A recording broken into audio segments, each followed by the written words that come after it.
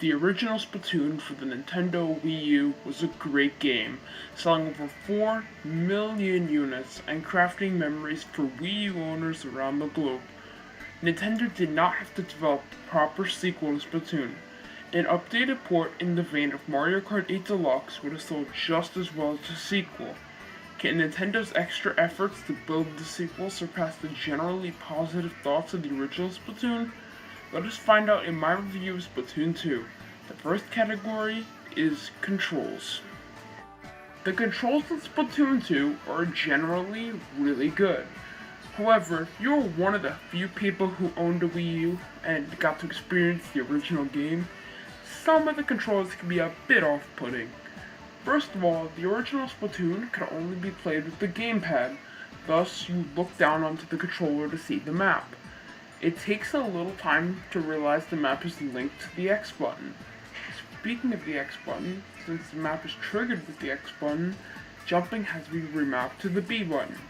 I'm not complaining as it only takes a little time to get used to. Other than that, my thoughts on the controls have been pretty positive. Now, onto story. Splatoon 1's story was never too complex, and Splatoon 2 keeps the tradition intact.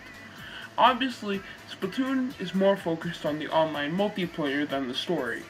Nintendo was not entitled to include any sort of campaign.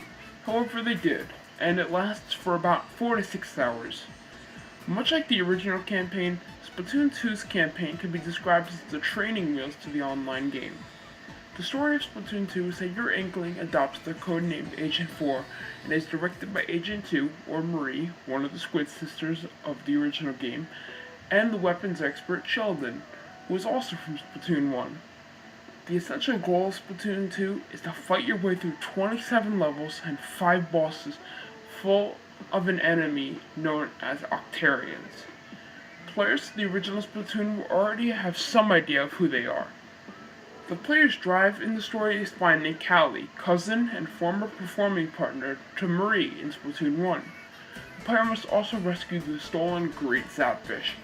That's the basic outline of the story of Splatoon 2, but to avoid any spoilers to the plot, I'm just gonna stop there and we'll move on to our next category, gameplay. Splatoon 2's gameplay is a fresh, see what it did there, take on the formula of Splatoon 1.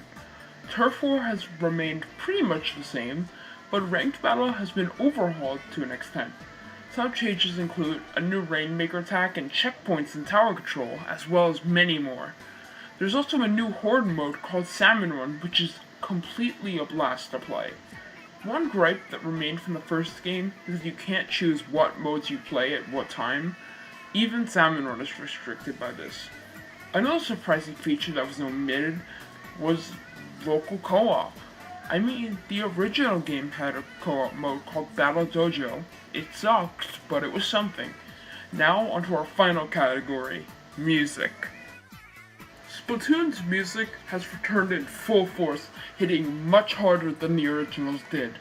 The style of song where Inklings sing in their own gibberish language returned in a great fashion, along with more traditional music for maps and the campaign.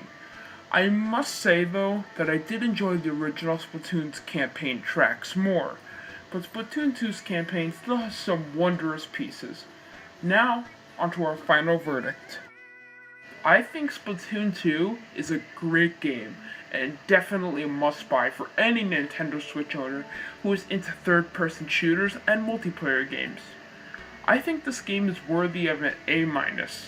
The minor gripes I have that bring this game down to an A- is feeling more like a Splatoon 1.5 than a true sequel, subpar music in the campaign, lack of co-op modes, and the lack of being able to choose what mode you want to play at what time.